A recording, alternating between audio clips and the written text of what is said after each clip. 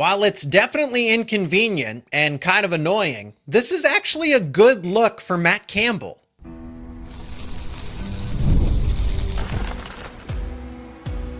You are Locked On Nittany Lions, your daily podcast on the Penn State Nittany Lions. Part of the Locked On Podcast Network, your team every day. And today's episode is brought to you by FanDuel. FanDuel is giving you a way to turn that energy into even bigger potential wins with a college basketball parlay profit boost. Head to FanDuel.com to get started. You are locked on to Penn State football. And as always, thank you so much for making Locked On Nittany Lions your first listen and watch every single day. My name is Zach Seyko, and I am your host of the show, credentialed media member for both Penn State football and Penn State wrestling. We're going to hear from Rocco Becht later on in the show, new Penn State quarterback. Why Penn State was his top choice, helped bridge the gap between all of the Iowa State players coming over and the Penn State players that remained. An interesting listen later on in segment 3. We're going to talk about the quarterback room outlook overall as Penn State loses Trace McSorley, assistant quarterbacks coach, to the NFL. It's happened not once but twice now. Noah Pauley to the Green Bay Packers,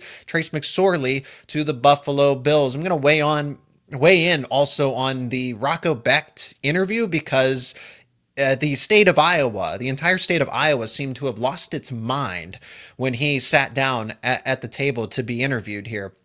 We're going to start with the Trace McSorley news.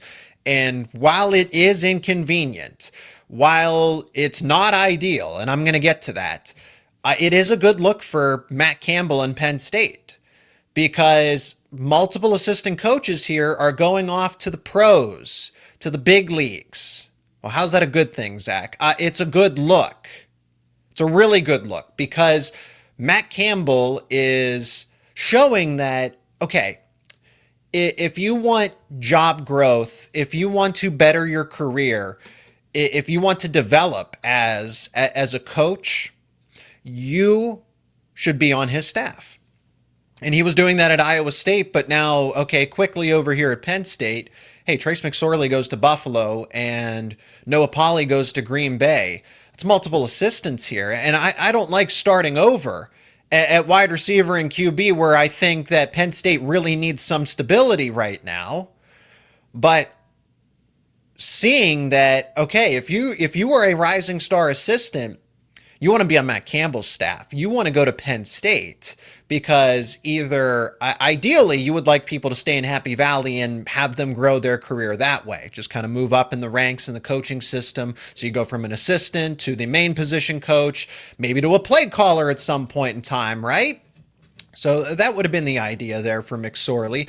But he gets a job with the Buffalo Bills. Okay, so be it. Noah Pauley goes to the Green Bay Packers and was only around at Penn State for 7 weeks. So this is, like I said, not ideal, but it is a good thing for Matt Campbell because it will attract other rising star caliber candidates to take jobs in the future.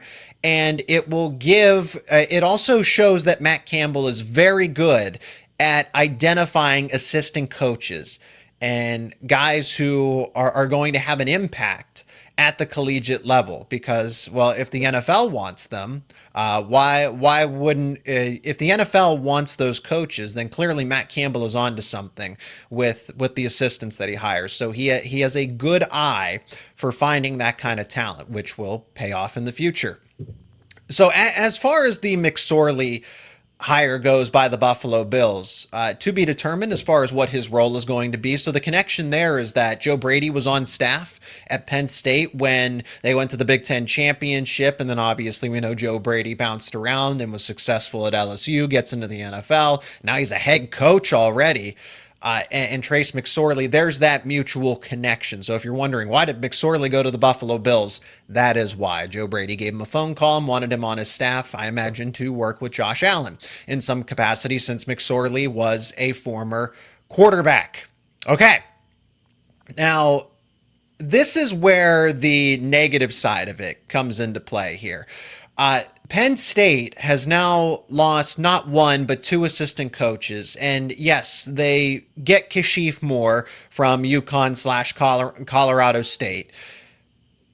I don't think they have an answer right now at the time of this recording for the assistant quarterbacks coach, and to be determined who that could be. Maybe that's an analyst that's on staff or somebody that Matt Campbell knows somewhere else.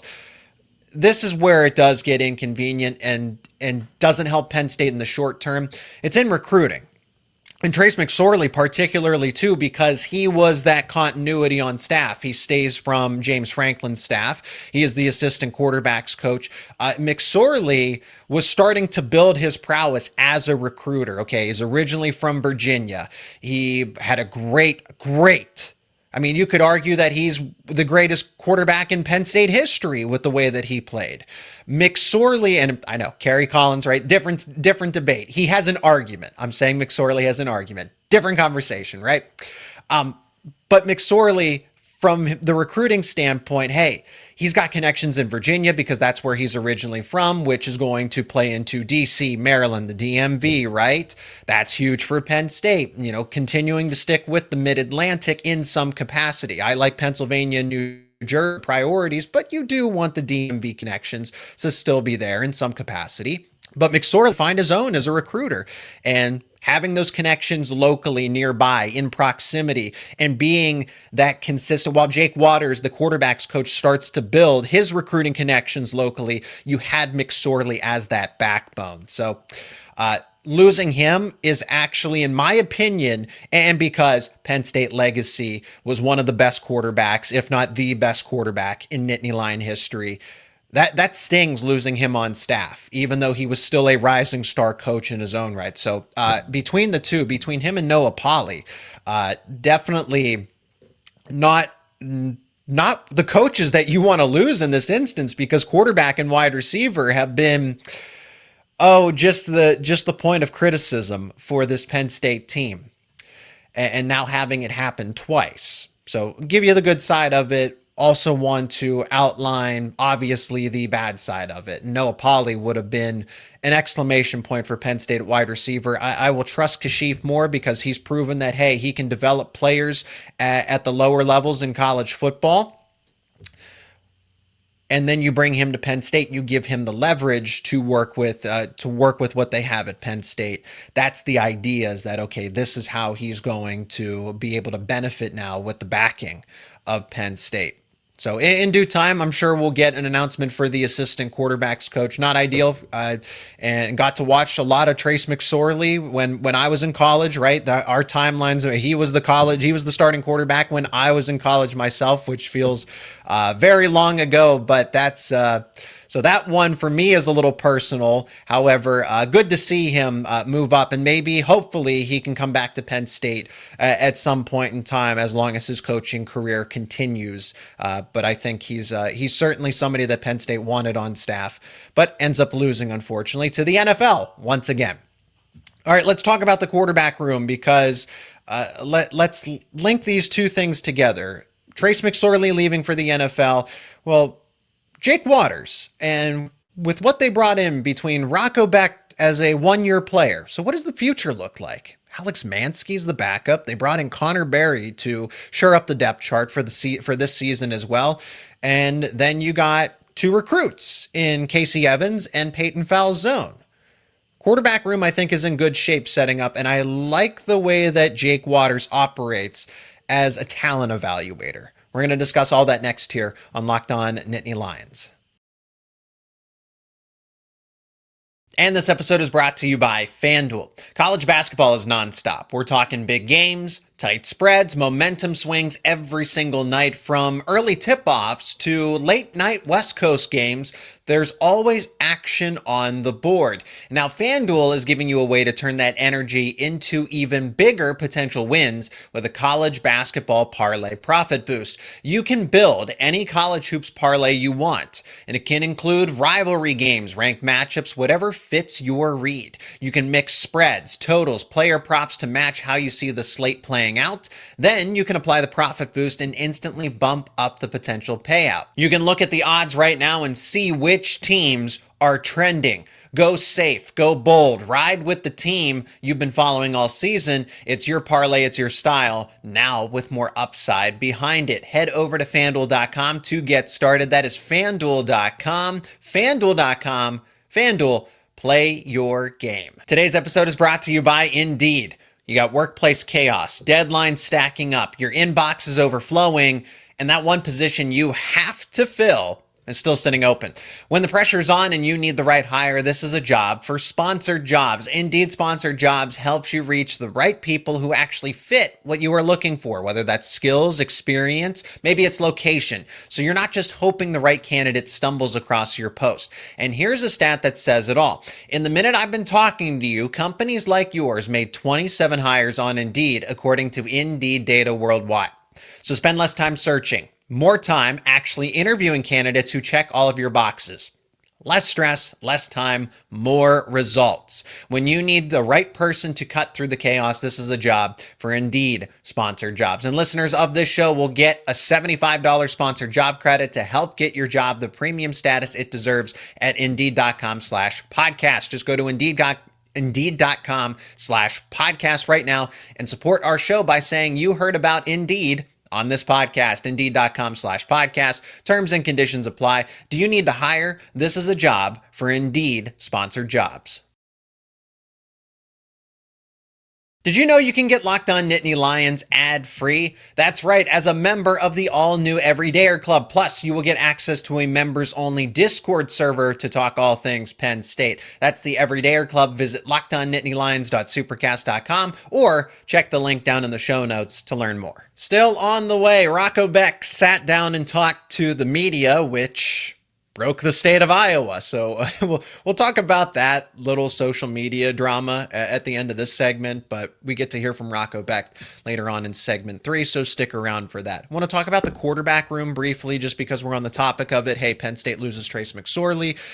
They have to find an answer there to continue to build out the staff. But overall, Penn State fans should be content with the outlook of the quarterback room, the way that Matt Campbell and Jake Waters, the new primary QB's coach, has set things up. You have Rocco Becht come over, which gives you stability and gives you a veteran leader for one season. I think what's also impressive here is that they were not satisfied with just having Rocco Becht and then no plan for the future, but also depth, reliable depth, some competition for Alex Manske. So I am thrilled that they got Alex Manske to be the guy for the future. I think he can be a multi-year starter for Penn State, and a good one at that. Where you get a little questionable in the short term. Okay, well, Manske hasn't played a lot of college football. He's going into year 2. He's a redshirt freshman, so they have he would have 3 years of eligibility in theory. I like that Matt Campbell and Jake Waters said, well, that's not enough. We need another reliable arm that, okay, if Manske isn't ready, or maybe we just push him to solidify that quarterback 2 spot, or you give yourselves an option for a third QB in general. You give yourself a third QB by adding Connor Barry. We talked to his former high school coach. He's a Division III All-American. He was recruited as a Division I. He went to Appalachian State for 1 season. Didn't work out. Okay, settles in at the D3 level, but he is clearly a capable quarterback. Is he an everyday starter in the Big Ten? No, but he's someone that can come in and compete in the room. And that's exactly what he is meant to do, is solidify the depth chart.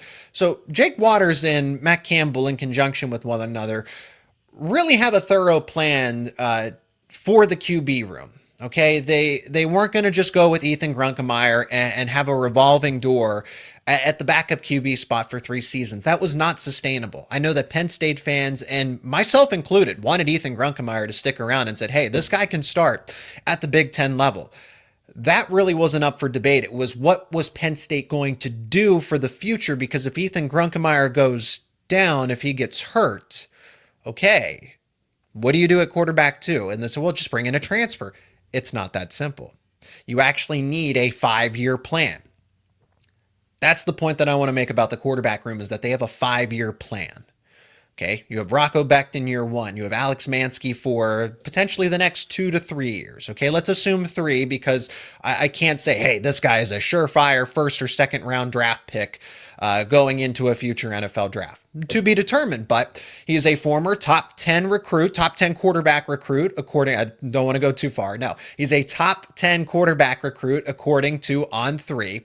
So he is your typical pocket passer. He's got a little bit of mobility, but he's more of an arm than a dual threat quarterback. Okay. So he has pretty solid arm talent here. I think he's going to be QB2. I think he will beat out Connor Berry this season. So Penn State has Rocco Becht, who can be an all-conference caliber player this season if everything goes according to plan, if everything goes well. He's recovering from injury. Alex Manske, QB2, future starter for Penn State. Connor Berry gives you a little more insurance. Kase Evans and Peyton Falzone, hey, let them develop. Let them eventually turn into that solid depth, and then they battle it out for QB1 in due time. After Alex Manske, maybe they transfer out at the end of the day. But Kase Evans, haven't seen a lot of him since he was originally committed to Iowa State, and now he's at Penn State. But Peyton Falzone, ton of scouting him because he was a Penn State verbal commit at one point, flipped to Auburn, flipped back to Penn State. The athleticism is off the charts. If he can put it together as a passer, Peyton Falzone very well might be an all-conference player in his own right, but he is lacking in the passing. If he can catch up to that, he has God-given abilities in terms of his athleticism. Falzone, you'll see it if you watch his highlight tape, which I would highly recommend from high school. It's very intriguing.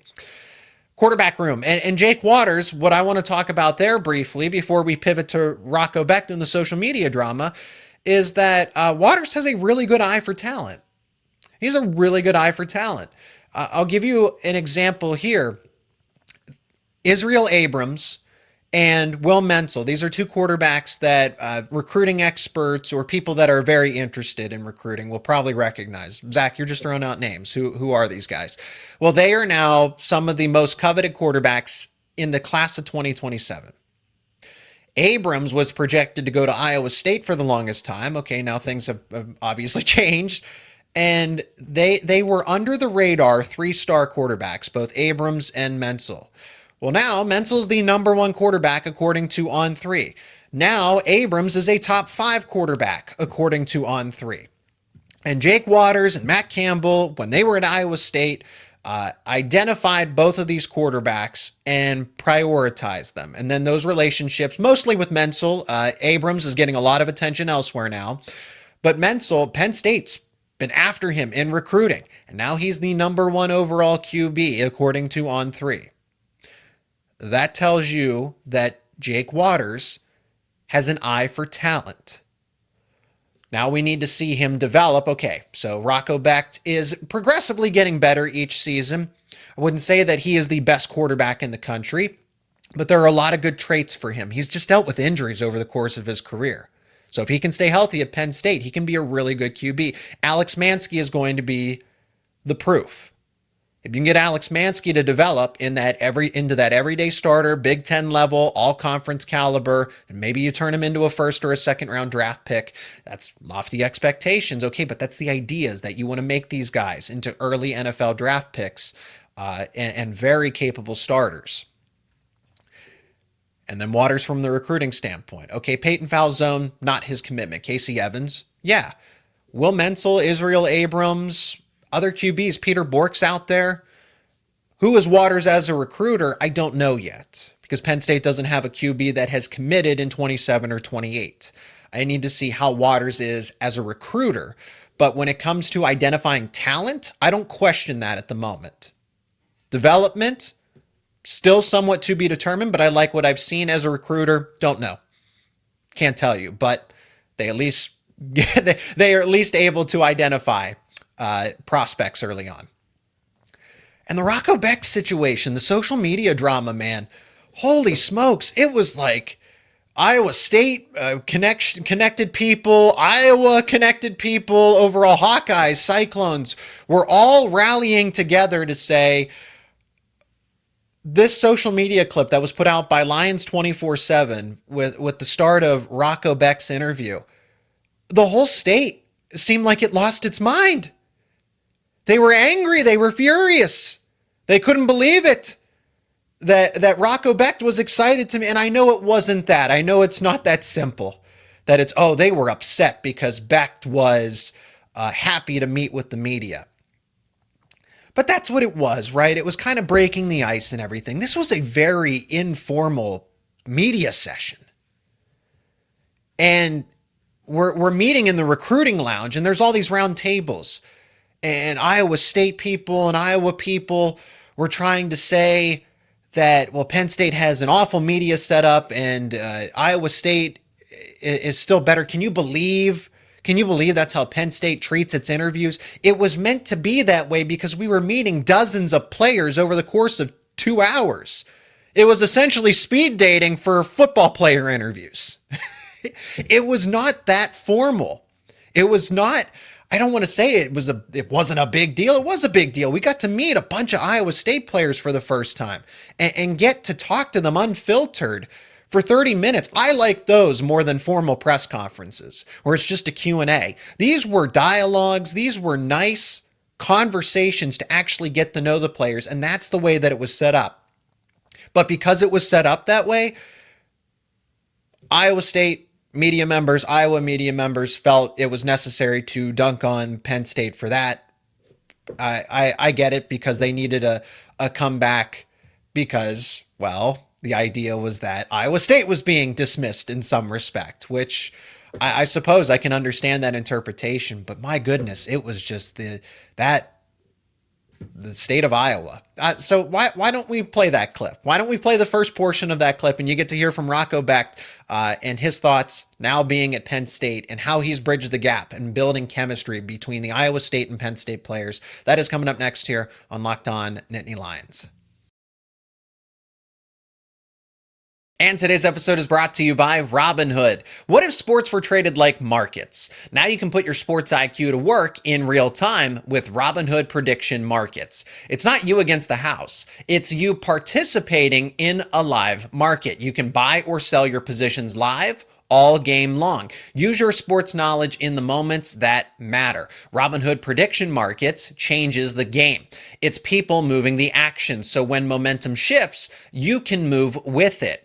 I always knew the game, but never had a dynamic way to apply that knowledge. Now I can actually take part live in a market powered by people. You're no longer just a spectator. Play by play, you decide. Trade every play with Robinhood, now available across the U.S. Download the Robinhood app now to begin.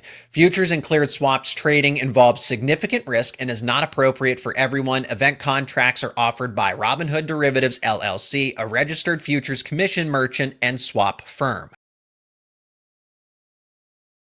What was it like walking into this cluster? Into this? Yeah, like just now. Oh, I didn't see you guys until I kind of went in here, and then just like I said, I thought this was kind of like a just get together, talk over some points, and my table was down there where no one was at. But yeah, this is awesome. I'm happy to be here. Happy to kind of explain, just to give answers to everything that's been going on, and I've had a really good time since I've been here. So.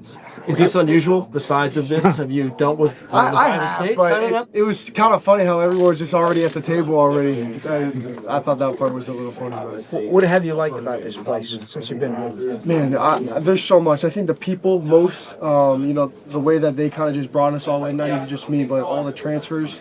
And the Penn State guys that came back, the support that we've been able to have over the past couple of weeks has been phenomenal. And honestly, the food here has been really great. Coming from Ames, Iowa, there's not a lot over there, so way more places to eat here. And just like I said, the people's probably the biggest part that I've been happy with.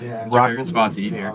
I like the field. The field's been pretty good to me. Me and my roommates go and get Berkey Creamery after usually on Saturday night, so that's been awesome. Rocco, was it a slam dunk you were going to come to Penn State? Everyone assumed it was. Could you just talk about how the process played out, how many other schools kind of were after you a little bit, and ultimately what it was that got you here? Yeah, if I'm going to be honest, I definitely felt like when Campbell took this job, this was probably the number one priority, that I wanted to come here and play for him for my 5th year. But, obviously there's always going to be schools that kind of reach out to you and, spit you ideas of what they want and what they want to see happen. And, I was entertaining those a little bit, but I think at the end of the day, I think my main decision was just coming to play for Matt Campbell for my final year, just because I had built relationships with a bunch of the guys here already, and I didn't want to ruin any of those, and truly just great coaching staff was brought here, and I wanted to be a part of that at a great university. How's it been like incorporating the aspects of you and the other Ohio State transfers, whether players and staff, and then also the people that are here at Penn State already, and transfers from other locations as well? How's that mixture all come together? Yeah, I would say the first couple of weeks was a little bit, awkward with everybody kind of coming in at once. It was like 50-50 transfers, 50-50, and Penn State guys, and that takes some time. You got to build relationships. You got to get to know people. I felt like the culture that we had at Iowa State was awesome, and that was just built off the past 4 years of what we've done. And I think bringing that over to Penn State, I think was the best thing that I felt like happened. And talking to all the Penn State players that have stayed, they tend to tell me that they feel a sort of change in the locker room and the facility, and I'm just happy to hear that, because I was trying to come in and not really step on anybody's toes, but kind of just get used to everything and kind of see everything out and get to know guys, and they've kind of just opened arms and brought us all in. What do you like best about Mouser's offense? Yeah, I would say Mouser's offense is unique. It's fun, and it kind of hits every aspect of the game. We'll go shotgun, we'll go under center, we'll go on the goal line. He kind of brings everything to the table: run, pass, play action, short game, quick game. And so I feel like that was one of the main priorities for me, is finding an offense that I was going to be able to fit in, that was going to be getting me prepared for the next level. And his offense brought that. And, you guys saw it a little bit the past 2 years over at Iowa State. And I just felt like that was the best decision for me, to stay in that type of offense, to really just prepare myself for the next level. Rocco, how hard was it getting through the rest of last season from a health perspective, and where do you feel like you're at on that recovery process at this point? Yeah, it was really hard. It was probably the lowest place that I've been in my collegiate career, mentally and physically. There's a 4-game stretch when we lost those 4 games. That was pretty tough on me. And I had to look at, my family and some friends and talk to them and to kind of get myself out of it. Dealing with a torn labrum in my left shoulder and an AC joint sprain in my right. It's not the easiest thing to do. And so the only reason why I, played this season out is because I want to do it for my team. I felt like it was my responsibility to give them everything that I had. And I think it was the right decision to, ultimately get my surgery right after the season, instead of, waiting to see if we played in a bowl game or not, because I'd be able to be back sooner, and wherever I was going to go to kind of, get the lay of the land, and get back out there on the field for my new team, for my new teammates. And the process has been going really well. Shoulder's feeling great. Right shoulder's fully healthy, and left shoulder's almost there. So I'm expecting to be, over half of spring ball, to be in playtime for over half of spring ball. So. How important is that in a new program to be available for spring practice for a quarterback? Yeah, I think it's super valuable, because then, like I said, I think getting on the field and playing with your new teammates, I kind of want to show them what I got. Even though you can watch film, you can watch tape, but they can't really, I want them to see me in person and how I am, how I operate on the field when it comes to practice time, or even, just scrimmage times. And so I think that thing for me was super valuable, just to get back as soon as I could, so I can play with my new teammates. Coaches and your teammates kind of talk about how competitive you are. Where do you think that competitiveness comes from? And just how do you kind of try to channel that in your daily life? Yeah, I think I grew up around it. My dad, being in the league for a while, it was super awesome to be, travel everywhere to see where he got to go. But, growing up, it wasn't super easy around the house when we were competing at everything when I was younger. And so we would compete at everything. And there was days where he would beat me all the time. And I think that's kind of where that competitiveness came from, is anything that I do in life, I want to be competitive at. I want to win. And so I think it's a great thing to have, a great aspect, and a great mindset to have, is just to be your best and compete at everything you do. And that's kind of how I go about my day. Where does your leadership come from? How did that develop, and how would you describe it? Yeah, I think it's a mixture of things. I think it's, some from my parents, some from coaches in my past, some from friends in my past, family members. And I think it's a mixture of all those things. And you learn different leadership aspects and values from other people, and you kind of combine them. And I think that's what I've been able to do over the past couple of years, is take all that knowledge and put it into one, and kind of, be the best leader that I can be on and off the field. And hopefully I've done a great job at that. And, honestly, I want this year to be my best year as a leader, my best year as a player. Because a new environment, new team. I want to show everybody that I can be that leader. What has it been like working with the receiver room here? I've talked with Brett earlier, and he said you guys would always go back and forth, being very competitive at Iowa State, and bringing players from the Penn State room, like a guy like Kobe Howard. How has that been for you working with the receiver room?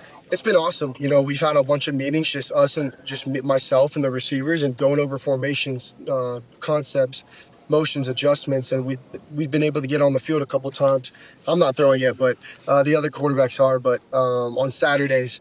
And so, we kind of organize those where the quarterbacks will throw to the receivers. But I think those things that you can do when the coaches aren't around, when the coaches aren't looking, how many times you can get into the film room when the coaches aren't there, just that extra work has been valuable for all of us, just to get everybody up to speed on the playbook.